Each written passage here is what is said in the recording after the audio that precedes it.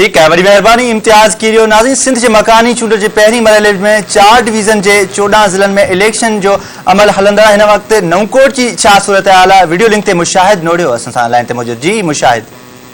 जी बिल्कुल, असां वक्त मौजूद आहियूं नवकोट टाउन कॉमेडी के वार्ड नंबर 4 जो बॉयज़ प्राइमरी स्कूल में जो पोलिंग जो अमल जो पहुंची चुको है, पर पोलिंग जो शुरू न थी सघी है। जिते आज़ाद उम्मीदवार जो चवण है तो असांजा ब्लेड पेपर वो गलत छपिया आहिनि, जेके असांखे ॿिया ॾिना हुआ ऐं उते जी आज़ाद उम्मीदवार असांजी पिणु ॻाल्हि थी है तो उन्हनि जो इहो ई चवण है तो जेसिताईं इहे असांजो ब्लेड पेपर दुरुस्त न कया वेंदा तेसिताईं असां पोलिंग न हलण ॾींदासीं। ऐं जिते आरो जो चवण है तो असां पोलिंग स्टार्ट कंदासीं, पर अञा ताईं वो पोलिंग जो अमल शुरू न थी करे। ऐं जेके वोटर परे परे खां अंदर शहर जी आयल आहिनि, जेके ॿाहिरि काड़े जी उस में ज़लील थी रहिया आहिनि, जिते पाणी जो इंतज़ाम न कयो हो। जिते उते ॾिसो वञे तो पुलिस जेका उहा पुलिस जी नफ़री तमामु।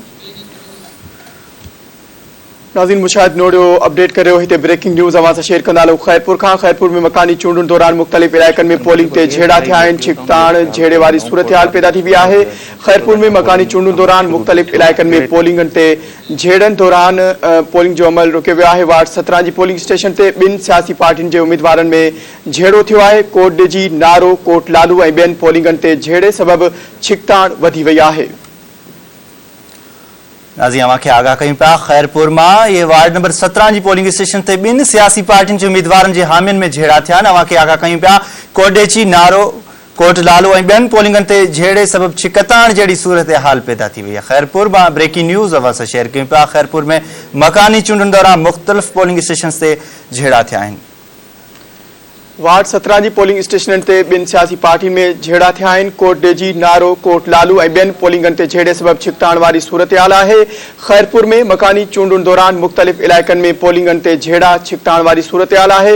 वार्ड नंबर 17 जी पोलिंग स्टेशन ते 2 सियासी पार्टियुनि जे उम्मीदवारनि जे हामियुनि में ॿुधायो वञे पियो त झेड़ा थिया आहिनि। कोट डेजी, नारो, कोट लालू ऐं ॿियनि पोलिंगनि ते झेड़े सबबि इलाइक़ो जंग जो मैदान बणिजी वियो आहे। मकानी चूंडुनि दौरान मुख़्तलिफ़ इलाइक़नि में पोलिंग ते छिकताण वारी सूरत हाल हिन वक्त बि जारी आहे। वार्ड नंबर 17 ॿुधायो वञे पियो जिते छिकताण वारी सूरत हाल आहे। कोट डेजी, नारो, कोट लालू ऐं ॿियनि पोलिंगनि ते झेड़े सबबि छिकताण बैदि इलाइक़ो जंग जो मैदान बणियल आहे। ख़ैरपुर में मकानी चूंडुनि दौरान मुख़्तलिफ़ इलाइक़नि में पोलिंग स्टेशन जेके आहिनि उन्हनि ते छिकताण वधी वई आहे। वार्ड 17 ॿुधायो वञे पियो जिते पोलिंग स्टेशन दौरान झेड़ो थियो आहे। ॿुधायो वञे पियो त 2 सियासी पार्टियुनि जे हामियुनि में इहो झेड़ो थियो आहे। ख़ैरपुर में मकानी चूंडुनि दौरान मुख़्तलिफ़ इलाइक़नि में पोलिंगनि ते झेड़ा छिकताण बरक़रार आहे। अवां खे आगाह कयूं पिया ख़ैरपुर मां। ही ब्रेकिंग न्यूज़। कोडेची, नारो, कोट लालू ऐं ॿियनि पोलिंगनि ते झेड़े सबबि छिकताण जहिड़ी सूरत हाल पैदा थी वई आहे। अपडेट मालूम कंदासीं। ख़ैरपुर जो रिपोर्टर शबीर फुलियो असां सां टेलीफोन लाइन ते मौजूद आहे। शबीर, आगाह कजो, छा सूरत हाल आहे ख़ैरपुर जी? जी बिल्कुल, ख़ैरपुर में मकानी चूंडुनि जो अमल वो जारी है, सारी है। मुख़्तलिफ़ पोलिंगनि ते इलाइक़नि में झेड़ा भी थिया आहिनि। पोलिंग अमल उनखे भी रोकियो वियो आहे। ख़ैरपुर की ॻाल्हि कजे ख़ैरपुर वार्ड नंबर 17 ते पोलिंग स्टेशन ते पीपल्स पार्टी ऐं आज़ाद उम्मीदवार जे हामियुनि में झेड़ो थी पियो आहे। पोलिंग जो अमल आहे वो भी बंद किया वियो आहे। ख़ैरपुर ऐं कोडिसीअ में नवाड़ो, नारो ऐं इन्हनि इलाइक़नि में भी झेड़ा थिया आहिनि, जिन करे अमल बंद कियो वियो आहे। ऐं कोडिसीअ जेके वार्ड आहिनि, 1 नंबर वार्ड नंबर 2 उते भी पोलिंग अमल ते झेड़ो थियो आहे। ऐं हिते ख़ैरपुर जे वार्डनि की ॻाल्हि कजे त 24 वार्ड नंबर, 27 वार्ड नंबर ते भी झड़पूं थियूं आहिनि ऐं पोलिंग जो अमल भी रोकियो वियो आहे हफ़्ते सां।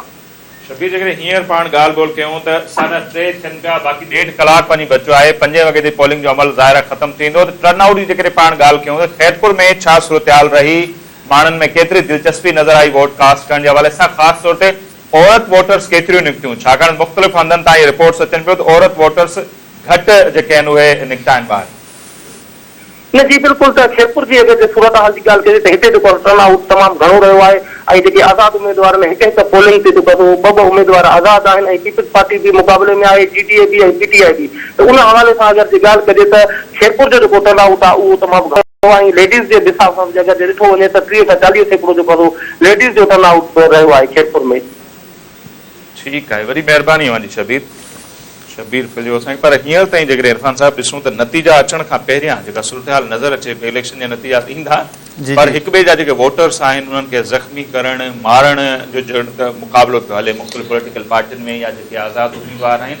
ऐं सुबुह खां वठी पाण उन ॻाल्हि ते ॻाल्हायूं पिया ऐं ज़ोर पिया ॾियूं त भई इलेक्शन अमल आहे, जेतिरो पुरअमन थी सघे उहो बहितर आहे। बहरहाल हींअर ताईं इंतहाई अफ़सोसनाक वाक़िया रिपोर्ट थिया आहिनि। सिंध जे मुख़्तलिफ़ हंधनि तां जहिड़ा झटिया जेके आहिनि उहे इलेक्शन जो ॼण हाणे हिसो बणजंदा पिया वञनि, जंहिं ते ज़रूरु पॉलिटिकल पार्टियुनि खे सोचणु खपे, कानून लागू कंदड़ जेके इदारा आहिनि उन्हनि खे ज़रूरु सोचणु खपे त इहे वाक़िया नेठि छो पिया पेश अचनि, माण्हुनि में जेका बर्दाश्त जी लेवल आहे छो घटिजी वई आहे, उन ते ज़रूरु गौर फ़िक्र करण जी ज़रूरत आहे ऐं मीडिया खे बि उन सिलसिले में पंहिंजो किरदारु अदा करणु खपे। ऐं मुसलसल असांजी कोशिशि रही आहे त कंहिं बि पॉलिटिकल पार्टी जो नालो न खणणु खपे, छाकाणि थिए ईअं त जो जेकॾहिं ईअं थिए त फलाणी पार्टी जो को उम्मीदवार क़त्ल थियो आहे या को सपोर्टर क़त्ल थियो आहे त ख़ुदा न ख़ास्ता ईअं न थिए जो हुनजा माण्हू वरी तेश में अची कंहिं मुख़ालिफ़ उम्मीदवार खे नुक़सानु न पहुचाइनि। सो जेतिरो ज़िम्मेवारी जो मुज़ाहिरो मीडिया जा इदारा जेके आहिनि उहे करे सघनि था उन्हनि खे करणु खपे, कानून लागू कंदड़ इदारनि खे अमन अमान जी सूरत हाल बहितर करणु खपे। हींअर ताईं जेका सूरत हाल आहे 1.5 कलाक वञी बचियो आहे तक़रीबन, सो टर्न आउट कुझु हंधनि ते त बहितर आहे, बाक़ी काफ़ी हंधनि ते जिते झेड़ा थिया आहिनि उते ज़ाहिर आहे पोलिंग अमल मुतासिर थियो आहे। सो ॾिसूं त उन ते इलेक्शन कमीशन कहिड़ो फ़ैसिलो करे थो हीउ इदारो। नसीर साहब, हीउ जेको जहिड़ा असांखे रिपोर्ट पिया थियनि सुबुह खां वठी, इन में मां सम्झां थो वॾो जेको रोल आहे उहो इंतिज़ामिया जो आहे ऐं हीअ ॾाढी अफ़सोस ऐं अचरज जोगी ॻाल्हि आहे त जेके इंतिहाई हसास पोलिंग स्टेशन्स आहिनि उते रुगो 8 अहलकार आहिनि पुलिस जा जेके सिक्योरिटी जे मुक़ररु कया विया आहिनि, ॼाणनि बि था इहा शइ डिक्लेयर बि थिए थी त बाबा एतिरियूं पोलिंग स्टेशन्स पोलिंग स्टेशन्स हसास आहिनि ऐं इन्हनि पोलिंग स्टेशन ते फ़ौज ऐं रेंजर्स जी मुक़ररी कई वञे, पर उन ते टाइट सिक्योरिटी करण जे बजाए अलमियो इहो आहे जो 8 जेके अहलकार आहिनि उन्हनि खे मुक़ररु ऐं वरी जे अणवणंदड़ वाक़ियो पेश अची थो वञे, बैलेट बॉक्स फुर कया वञनि था, पाणी में उछलाए वञनि था ऐं का इंसानी ज़िंदगी ज़ाया थिए थी। उनखां पोइ FIR बि थियनि थियूं, SSPs बि अची पिया अचनि था, रेंजर्स अहलकार बि अचनि था, फ़ौज बि अची पिया अचे थी, त इहे सभु एफर्ट्स जेकॾहिं वाक़े खां अॻु में वठिजनि हा त मां नथो सम्झां त की एॾा वॾा ख़तरनाक ऐं अणवणंदड़ वाक़िया पेश अची सघनि था। कंप्लीट हिकिड़ी रिपोर्ट हूंदी आहे जंहिंजे आधार ते इहो तय कयो वेंदो आहे त हसास पोलिंग स्टेशन आहे, हीउ इंतिहाई हसास आहे। उनजे बावजूदि जीअं मां निशानदेही कयो था ज़बरदस्त आहे त इंतिहाई हसास पोलिंग जेका करार ॾिनल हुई त सिर्फ़ु 8 पुलिस एहलकार हुआ। हुनजो नतीजो इहो निकितो जो हिकिड़ो माण्हू जेको आहे हुनजी ज़िंदगी ज़ाया थी वई। अहिड़ी रीति असां टंडो आदम में नज़र आयो त उते पिणु हिकु शख़्स जेको आहे उहो क़त्ल थी वियो आहे ऐं इंसानी जान जी का बि क़ीमत न आहे हूंदी, उनजी असीं जेतिरी मज़म्मत कयूं घटि आहे, उहा ज़िंदगी ज़ाहिर वापसि कान ईंदी। सो उते ज़रूरु पहिरियां खां जेके इंतिज़ामी मामला आहिनि उन्हनि खे बहितर करणु घुरिजे हा, जेके न कया विया आहिनि उन्हनि मामलनि ते ज़रूरु गौर फ़िक्र करणु खपे। कानून लागू कंदड़ जेके इदारा आहिनि ख़ाली उन्हनि खे हसास ऐं इंतिहाई हसास करार न ॾियणु खपे, पर अहिड़ा जोगा बंदोबस्त बि करणु खपनि जिते अहिड़ी सूरत हाल पैदा न थिए। कंदकोट में मां ॾिठो त 31 जे लॻभॻि जेके माण्हू आहिनि अगवा थी विया ऐं उते बि 3 उहे ई पोलिंग स्टेशन हुयूं जेके पहिरियां खां इंतिहाई हसास करार ॾिनल हुयूं। कचे जे लॻभॻि उहे पोलिंग स्टेशन हुयूं, पर उते बि असांखे का सिक्योरिटी नज़र कान आई। नतीजो इहो निकितो। हींअर असां कोशिशि कंदासीं त उतां जा अपडेट मालूम कयूं त उहो पोलिंग अमलो जेको यरकमाल हो उनजो नेठि छा थियो, उते ॿीहर पोलिंग अमल शुरू थियो न थियो। सो असां पंहिंजी टीम खे ज़रूरु इहो चवंदासीं त कंदकोट मंझां जेके अपडेट आहिनि उहे मालूम करणु ज़रूरी आहिनि त उहे जेके 31 माण्हू यरकमाल बणाया विया या जेके अगवा थिया, 25 माण्हू ते ज़ख़्मी बि थिया, उते छा सूरत हाल आहे। सो उहा अपडेट बि असां ताईं बि ज़रूरु पहुचणु खपे ऐं असांजे ॾिसंदड़नि ते छाकाणि त हुनखे इहो तजसुस ज़रूरु हूंदो उहे माण्हू नेठि हाणे बाज़ियाब थी सघिया आहिनि। हिकिड़ो मसइलो इहो बि आहे त हीअ समूरा जेके इंतिज़ाम आहिनि सिक्योरिटी जे हवाले सां या ॿिया जेके बि दवाऊं कयूं वेंदियूं आहिनि इहे रुगो कागज़नि ते महदूद आहिनि, ग्राउंड रियलिटीज़ कुझु बि कोन्हे। कंदकोट में हिकिड़ा माण्हू अचनि था 10-15 ॼणा हथियार खणी ऐं उहे पोलिंग स्टेशन्स जे अंदरि घिड़ी वञनि था, कैमराऊं भॼनि था। प्रिज़ाइडिंग ऑफिसर जेको मैजिस्ट्रेट आहे यानी जेका बि सिक्योरिटी आहे उहा उन प्रिज़ाइडिंग ऑफिसर जंहिं वटि मैजिस्ट्रेट जा अख़्तियार आहिनि उन जे मातहत आहे ऐं हिकिड़ो इंतिज़ामी हेड आहे जेको मैजिस्ट्रेट आहे, प्रिज़ाइडिंग ऑफिसर आहे, उनखे 10-15 हथियारबंद अगवा करे खणी वञनि था ऐं पुलिस जेका आहे उहा ॾिसंदी रहिजी वञे थी। ईअं ई असांखे कंदकोट में बि नज़र आयो, सखर में बि नज़र आयो त जिते झेड़ो थिए थो, पोलिंग ते झेड़ो थिए थो, हिकु भेरो मोहमारी थी वरी पुलिस इंतज़ारु थी करे त हे मोहमारी खां निकिरी अॻिते वञनि, उहे घर वञनि था, उतां हथियार खणी अचनि था ऐं वरी अची पोलिंग स्टेशन ते झेड़ो कनि था। असांजे जेके रिपोर्टर आहिनि उन्हनि बि ॿुधायो पिए त पुलिस हथ मथे करे बीह थी रहे त बाबा फ़ौज अचे, रेंजर्स अचे ऐं असां कुझु बि नथा करे सघूं, SSP अचे या फलाणो अमलदार अचे। सो मां सम्झां थो इहा वॾो हिकिड़ो इंतिज़ामिया जो फेल्योर आहे ऐं इन्हनि जी गिफ़लत सबबु 2 इंसानी जानियूं हेल ताईं ज़ाया थी चुकियूं आहिनि। गुज़िरियल भेरे बि ईअं थियो, तव्हांखे यादि हूंदो त दराज़ा शरीफ़ में 11 माण्हू जेको आहे सो उहे इन ई छिकताण में मारिजी विया ऐं हिन भेरे बि असांखे इंतज़ामी लापरवाही जो आहे सो हिकिड़ी आलस हिते हिते नज़र अचे थी ऐं इहे शयूं रिपोर्ट थियण बावजूद बि अफ़सोस जोगी ॻाल्हि आहे त न असांजी सिंध सरकार अखपटी आहे न इलेक्शन कमीशन अखपटी आहे ऐं नई वरी जेके असांजा DROs जेके डिप्टी कमिश्नर आहिनि जेके ज़िले जा मालिक हूंदा आहिनि ज़िले जा हेड हूंदा आहिनि उन्हनि जी अखपटी आहे। कंदकोट में तव्हां ॾिठो 11 माण्हू अगवा थी वञनि था पुलिस एक्शन जे बजाए DC साहिबु मुनवर मिठाणी साहिबु आहे जेको DRO बि आहे उहो जेको आहे सो पुलिस एक्शन या पंहिंजी जेको माण्हू रियासत जी रिट खे चैलेंज करे थो उनखे सख़्ती सां मोड़ ॾियण जे बजाए ऐं हिकिड़ो राॼीणो तरीक़ो इस्तेमालु करे थो ऐं जेके उतां जा बाअसर सियासी माण्हू आहिनि उन्हनि वटि वञी ऐं कोशिशूं वठे थो। कोशिशि कंदासीं त हफ़ीज़ मंगसी सां जेको आहे असांजो राब्तो थिए ऐं कंदकोट जेका सूरतहाल आहे उहा असीं मालूम करे सघूं। जेके असांजा PCR में दोस्त वेठा आहिनि हफ़ीज़ मंगसी सां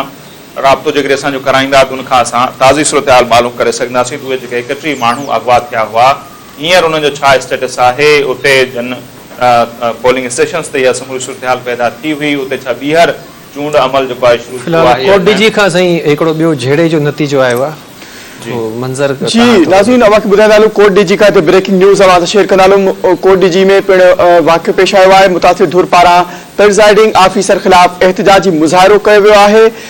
ख़बर अवां सां कोट DG खां शेयर कंदालूं त UC गोंदड़ो जे पोलिंग स्टेशन ते 2 सियासी धुरियुनि में झेड़े दौरान ॿुधायो वञे पियो त इहो वाक़ियो पेश आयो आहे।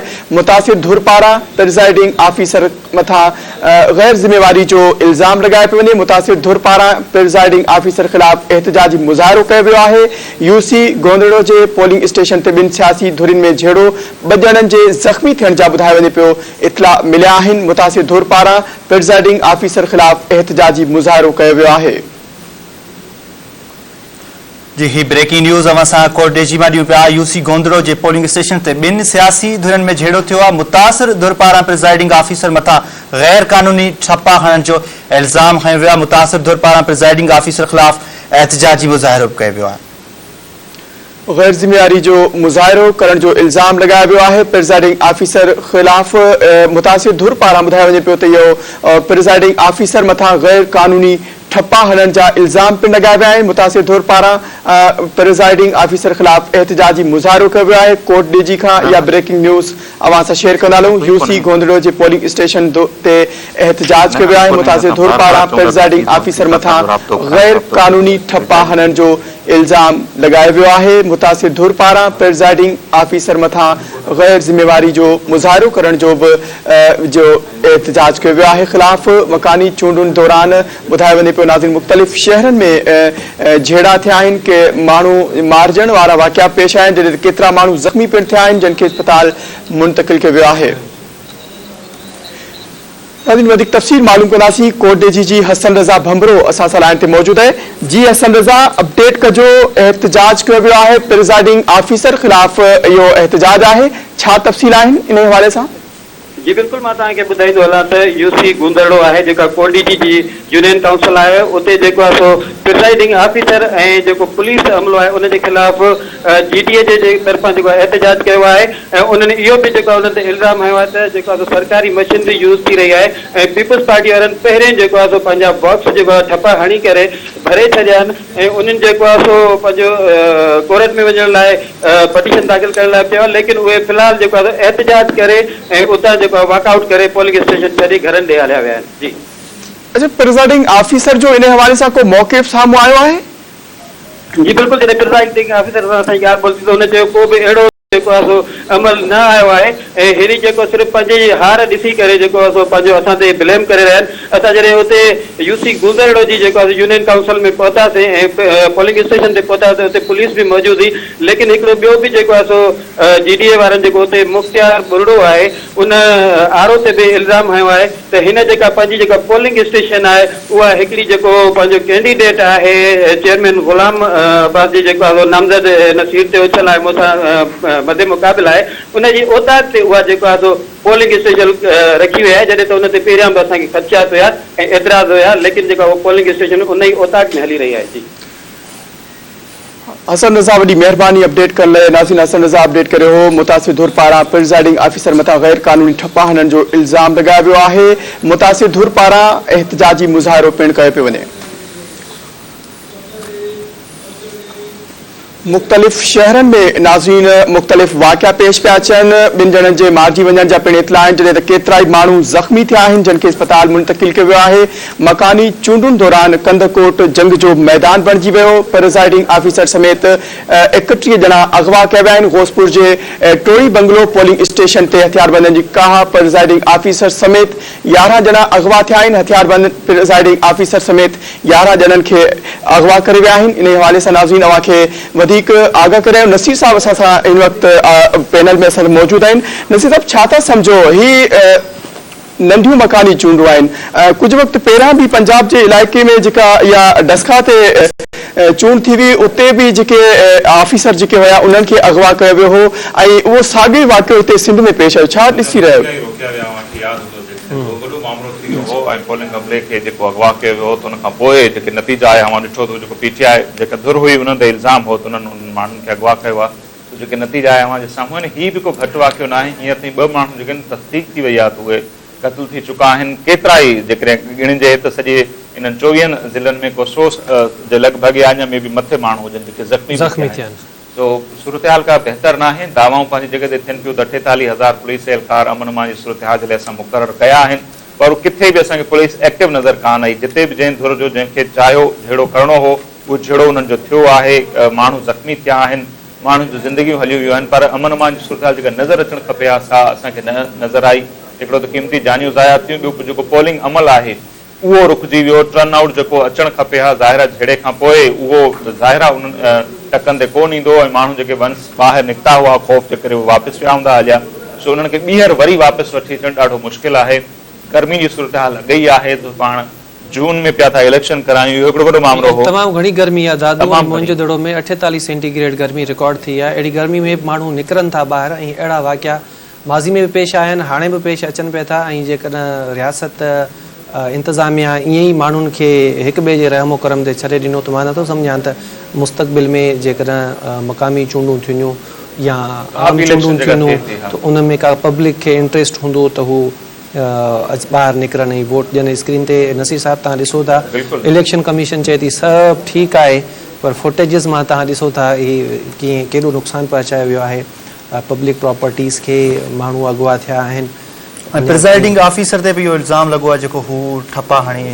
इहे मुख़्तलिफ़ पार्टियूं ज़ाहिरा हणंदियूं आहिनि, जीअं उन्हनि चयो त जेका बि हाराईंदड़ धुर हूंदी आहे इहे अहिड़ा मामला आहिनि जिन खे माण्हू लीगल वे सां मुंहुं ॾेई सघे थो, पर कानून हथ में खणणु ऐं हथियारबंदनि ते का करे कंदकोट खां हफ़ीज़ मलक असां सां लाइन ते आहे। हफ़ीज़ ॿुधाइजो, कंदकोट मां जेके 31 ॼणा मुबैना तौरु अगवा थिया हुआ उन जी बाज़ियाबी लाइ के क़दम खयां विया आहिनि ऐं पोलिंग जो जेको अमल आहे उन जी हिन वक़्तु छा पोज़ीशन आहे? हाँ जी, जेको आहे ही यूनियन काउंसिल दत्तड़ जी जेको आहे पोलिंग स्टेशन टोड़ी बंगले वारे जेको आहे अंदर ऐं सुंदराणी जेको आहे सरफराज़ सुंदराणी वटि उते जेको आहे ही माण्हुनि खे जेको आहे यगबार कयो हो, जॾहिं त डिप्टी कमिश्नर मुनवर अली मिठाणी ऐं SSP अमजद शेख पारां फौरी तौर ते उनजो जेको आहे नोटिस वरितो वियो ऐं उन खां बाद में वरी नफ़री मूव कई वई, छाकाणि त कचे जा जेको आहे इलाइक़ा आहिनि ऐं उते जेको आहे डिप्टी कमिश्नर मुनवर अली मिठाणी ऐं इलेक्शन कमिश्नर डिस्ट्रिक्ट जेको इलेक्शन कमिश्नर ऐं पुलिस जेको आहे उते पहुची करे जेको आहे कंहिं हद ताईं हिकिड़ी शइ क्लियर कयो त इहे 31 ॼणा अगवा थिया आहिनि या पंजनि पोलिंग स्टेशन्स ते इन्हनि खे यरगमाल कयो वियो आहे? यरगमाल कयो आहे, अगवा न कयो। अगवा करे जेको आहे त माना खणी वञणु थींदो आहे, ही जेको आहे त यरगमाल कयो वियो आहे। यरगमाल कयो उन जेको आहे त ॿई जेको आहे त 62 धुरियूं आहिनि। हाणे उते जेको आहे जागीरा आहिनि उहे बि हिकिड़े इलाइक़े जा 62 माण्हू आहिनि ऐं भया कबीले जा जेके माण्हू आहिनि उहे बि हिकिड़े 62 माण्हू आहिनि ऐं इहे जेको आहे त उते ई वाक़िअ थियो आहे। अच्छा, पोइ यरगमाल जेके पोलिंग स्टेशन्स ते आहिनि त इंतज़ामिया को तहरुक वरितो आहे? हाँ जी, ज़िले इंतज़ामिया पारां जेको आहे त तहरुक बि वरितो वियो डिप्टी कमिश्नर मुनवर अली मिठाणी SSP अमजद शेख पारां ऐं उते जेको आहे त SSP इहा ॻाल्हि ॿुधाई आहे ऐं डिप्टी कमिश्नर बि इहा ॻाल्हि कई आहे त जेके पोलिंगूं जेके बंदि थियल हुयूं उन पोलिंगर खे जेको आहे हिकु भेरो ॿीहर जेको आहे त उहो शुरू बि कयो वियो आहे।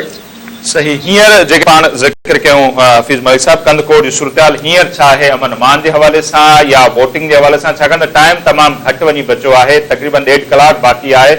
सो माण्हू छा उते मौजूद आहिनि, वोट कास्ट कनि पिया था या सूरत हाल छा आहे हींअर?